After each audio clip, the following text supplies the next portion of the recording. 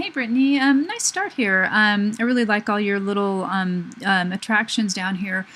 So my main suggestion would be to really deal with all of this negative space in here. Maybe you want to add something, some clouds or something in the sky.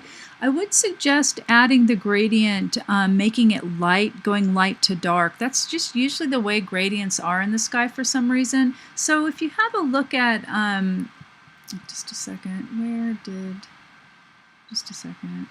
If you have a look at some of these examples I posted, these are professional, but but see how this sky was dealt with? You also might want to just look at the proportions.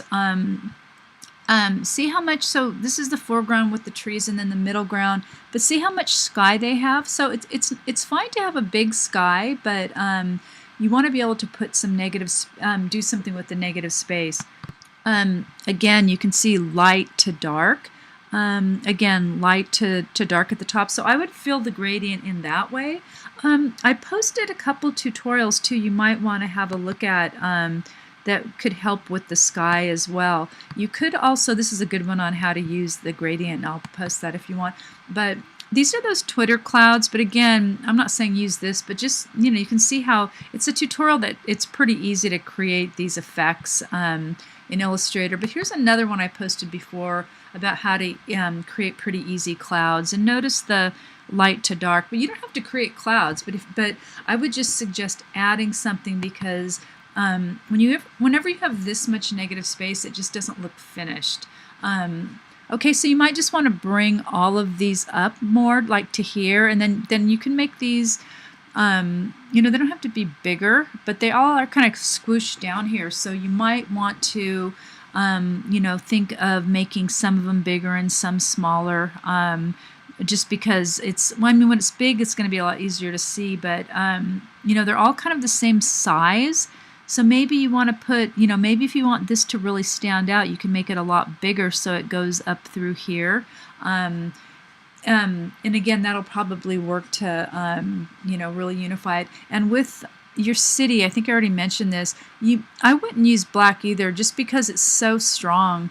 But I would make the name bigger and the state smaller. And again, I posted, some examples again through here.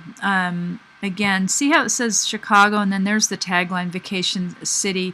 You don't want to have everything on the same line. It just, and again, San Francisco, then California underneath it. So the most important really need to stand out the most. But again, nice use of color here as well.